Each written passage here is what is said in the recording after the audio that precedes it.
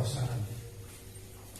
Jadi ini Nabi kita sudah sampai pada puncak kekuasaannya sebagai pemimpin di Jazirah Arab.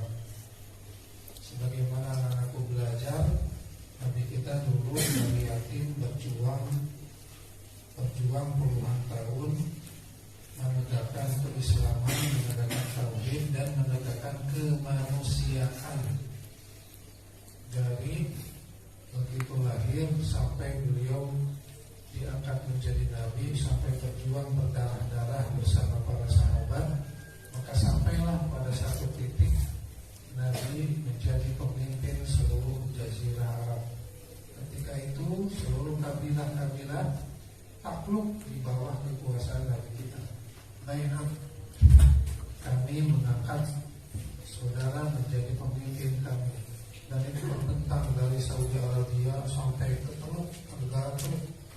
Seluruh kabilah-kabilah sawan datang kepada Nabi menyatakan mengakui bahwa Muhammad adalah pemimpin, tidak saja pemimpin bangsa tetapi pemimpin agama.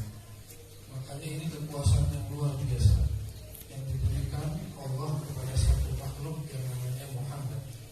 Inna a'tayna al-kautsar, sungguh kami telah memberikan kepadamu al-kautsar, kekuasaan yang luar biasa.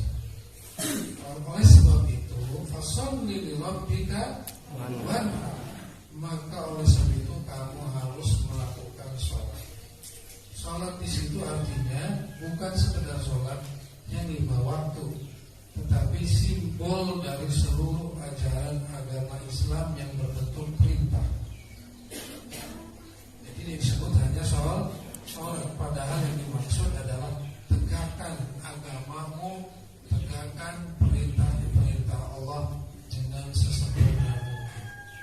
Kemudian wanhar itu adalah berkurbanlah, potonglah sesembelihan. Ini adalah simbol dari kemanusiaan, simbol dari sosial. Jadi maka umat Islam itu hendaknya ketika bersyukur pertama akan dilakukan beribadah total kepada Allah, dan yang kedua beribadah sosial. Makanya seperti zakat, sedekah, infak dan kurban ini adalah sisi lain dari agama kita, hablum minan nas, yang berhubungan dengan manusia. Tapi pada ujungnya pahala-pahalanya lari tetap kepada Allah. Makanya di dalam ayat lain Allah mengatakan Allah itu tidak butuh daging kurban, tidak butuh apalagi kulit dan darahnya. Yang nyampe kepada Allah itu adalah apanya? Takwanya. Jadi Allah itu gak butuh yang kita potong nanti itu dagingnya, gak butuh. Orang dia makhluk Allah kok. Tapi kenapa kita diperintahkan berkurban? Dalam rangka sosialisasi sesama manusia. Nah, yang sampai kepada Allah itu adalah takwa kita kepada Allah. Oleh sebab itu wanhar, berkurbanlah. Inna syani'aka huwal abtar, dan sesungguhnya orang yang melawanmu wahai Muhammad akan jatuh, akan lumpuh, akan tenggelam. Maka oleh sebab itu sebetulnya ayat ini luar biasa saktinya. Kalau anak-anakku mampu membumikannya pada kehidupan sehari-hari. Pertama, sholli, beribadah tok hanya kepada Allah, taat kepada Allah, menjauhi larangan-larangan Allah. Kemudian wanhar, beribadah sosial kepada masyarakat sekitar. Kamu akan pasti menang di dunia dan di akhirat kelak. Siapapun yang akan melawanmu akan jatuh. Inna syani'aka wal abtar, dan orang-orang yang akan merasa melawanmu abtar. Abtar itu artinya apa? Putus, jatuh, kalah. Nah, masalahnya manusia ingin menang tapi enggak pasoli mau menangnya doang, tapi sholatnya enggak. Kalau sholat ibadah yang lain juga enggak. Wanhar juga enggak pernah tahu, enggak pernah mau berkurban untuk masyarakat, berkurban untuk keluarganya, berkurban untuk temannya, malah berkorban untuk diri sendiri juga sudah nggak mau, atau repot. Ini anak-anakku ini. Sekarang kalian sedang berkorban. Berada di pondok ini sedang berkorban. Pengorbanan diri. Tidak lebaran, terutama yang baru-baru ini. Lebaran bersama bapak ibunya di rumah. Ini pengorbanan hidup kamu. Buat siapa? Buat kamu nanti supaya apa? Supaya kamu sah nanti. Hebat.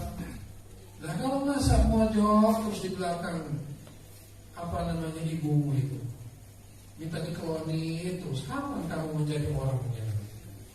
Mulai dari sekarang niatkan tolong ilmu, niatkan ibadah kepada Allah. Besarkan hatimu, besarkan hatinya sekalipun.